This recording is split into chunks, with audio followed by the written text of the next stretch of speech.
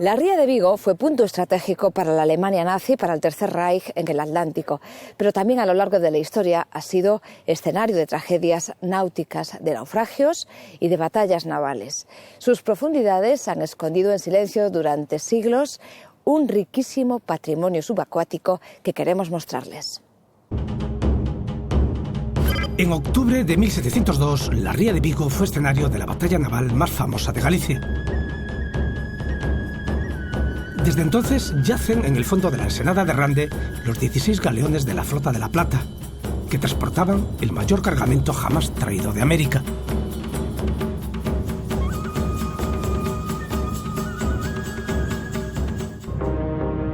Fue el tesoro más buscado de la historia.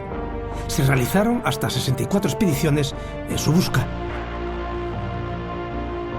En la ensenada se sumergieron cazatesoros ingleses y franceses.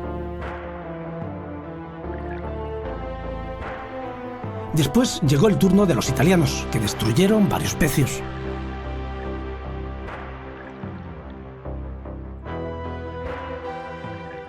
Fueron muchísimos años de rescates, de destrozos, porque allí se metían ganchos, se metían explosivos para reventar los barcos y después bajaban a ver lo que quedaba.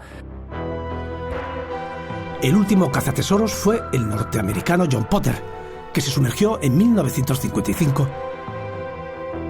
Su equipo de buzos extrajo piezas sin demasiado valor económico. En la ría de Vigo se probaron todos los nuevos métodos de inmersión y rescate: la campaña submarina, el hidroscopio, las primeras escafandras, los primeros equipos de buceo autónomo. Ninguna de aquellas campañas se hizo con objetivos científicos. Eran cazatesoros, simples aventureros que buscaban la plata. Pero el tesoro de Rande nunca existió. Sabemos que se extrajo antes de la llegada de la flota anglo-holandesa y que fueron trasladados a Segovia. Están, incluso hasta las nóminas pagadas a los encargados de ese transporte, el alquiler de carros, etc. Está todo perfectamente contabilizado. A pesar de ello, los galeones hundidos siguen suscitando interés. En el siglo XXI continúan las campañas, aunque con otros fines.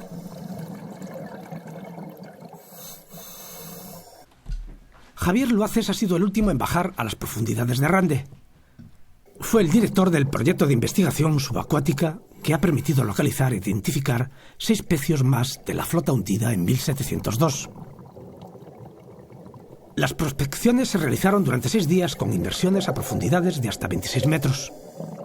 La ensenada de San Simón precisamente tiene una característica, es que es una zona donde hay muchísimo fango, muchísimo lodo. El fango tiene una de las virtudes para la materia orgánica, que es la conservación, es decir, todo lo que está enterrado en el fango se puede conservar ahí bastantes años. Entonces, en relación a otros sitios, a otras zonas, están muy bien conservados. La verdad es que sí, porque hay maderas hay maderas cuadernas completas y hay, en algunos casos puede estar el barco no entero porque se quemaron muchos, pero a lo mejor la mitad de un barco sí conservado o de muchos barcos sí puede estar. Entonces la conservación es bastante buena. La fama la lleva el tesoro de Rande, pero hay otros tesoros en la costa gallega, una de las más ricas en pecios de toda la fachada atlántica europea. Y en Galicia, este es el preinventario que ha hecho la Xunta de Galicia, se calcula que en torno a unos 500 o 600 pecios concentrados en algunas zonas. Veis que hay zonas como, toda la Costa da Morte, zona de La Coruña, zona de Río Pontevedra, Vigo, Erosa, toda esta zona sur, y después, en la zona norte. Esto es un preinventario hecho con documentación bibliográfica y un poco lo previo a la investigación. Ahora se han trabajado en algunas zonas, Ría de Vigo, el tema de los galeones de Rande, la ría de Pontevedra también se trabajó algo, en la Costa da Morte, en el sur de Lugo, en la zona de Coruña. Pero en un porcentaje bastante pequeño. Realmente se ha trabajado muy poquitos pecios en relación a los que podemos tener, ¿no? El arqueólogo coruñés Miguel San Claudio, autor de Tesoros asolagados, ha realizado 78 intervenciones arqueológicas en los últimos años. Su empresa, Arqueonauta, ha investigado en numerosos pecios, pero también en puertos históricos. Este arqueólogo identificó el pecio del Great Liverpool, uno de los primeros barcos turísticos hundidos en Gures, cerca de Fisterra. Esta pieza cerámica es de las primeras que encontramos cuando bajamos por primera vez al pecio del Great Liverpool, en Gures. Encontramos restos de un naufragio, pero no estábamos seguros del barco de que se trataba, hasta que entre todas las piezas de cerámica encontramos el dibujo de verdad de cómo era el Great Liverpool y nos dimos cuenta de que habíamos encontrado el barco. Es decir, un vapor de paletas, se ven aquí las dos paletas, con dos chimeneas. Sabíamos que en esa zona solo se había hundido un barco de estas características, y entonces no podía ser otro que el Great Liverpool. Y al encontrar este trozo de cerámica, pues certificamos que lo habíamos encontrado. Para un arqueólogo, este trozo de cerámica es más valioso que las esmeraldas que se encontraron en el pecio de Gures. En la ría de Corcubión, el equipo de Arqueonauta realizó la prospección arqueológica y cartografió los yacimientos localizados. Utilizaron sonar de barrido lateral, GPS subacuático y detectores de metales. Luchar contra una leyenda es muy difícil, si no imposible. Rande siempre pasará como el gran yacimiento gallego de arqueología subacuática. Ahora bien, lo mismo que decías al principio de las 74 intervenciones que se llevaron a cabo allí, hay que pensar que esas 74 intervenciones supusieron la voladura de los barcos, su dragado con medios mecánicos, la extracción, la destrucción. Y muy probablemente, sabemos que una gran cantidad de esos naufragios han sido completamente arrasados y destruidos, ¿no? A diferencia de Rande, estos pecios se encuentran intactos, pues no han sufrido expolios.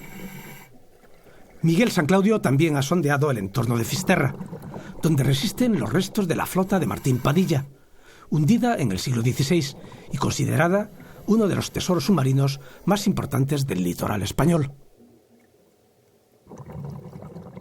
Y tenemos una serie de yacimientos, como puede ser el de la flota de Padilla en Finisterre o el galeón de la ría de Ribadeo, que nos pueden dar las pautas para establecer de una vez por todas cuál era la fisonomía y la forma de construcción de estos barcos, que, repito, no sabemos nada y paradójicamente es una de las mayores aportaciones de España como nación a la historia de la humanidad.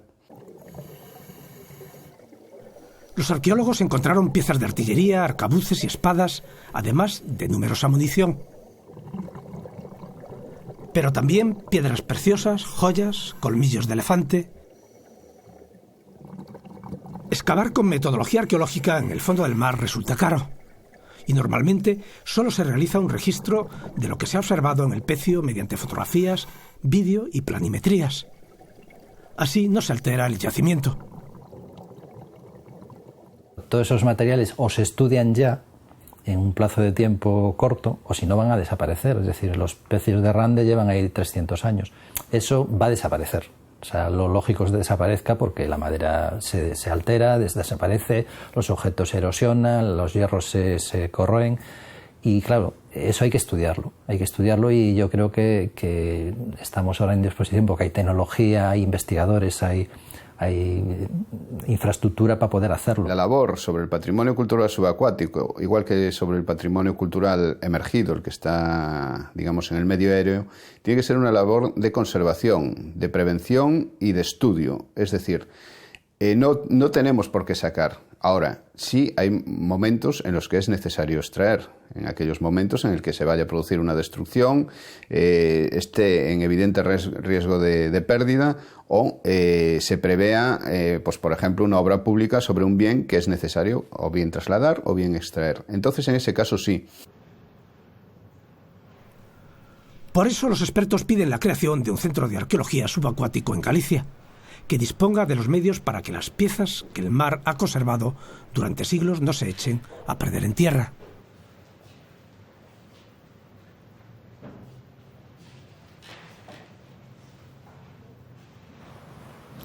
Nos vamos, señores. Gracias a todos por habernos acompañado en el viaje de hoy. Nos vemos la próxima semana en el canal internacional de Televisión Española. No nos fallen.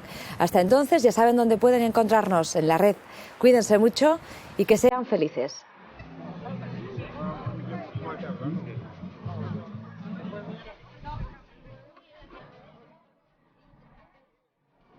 Llama un nombre. Arturo. Arturo.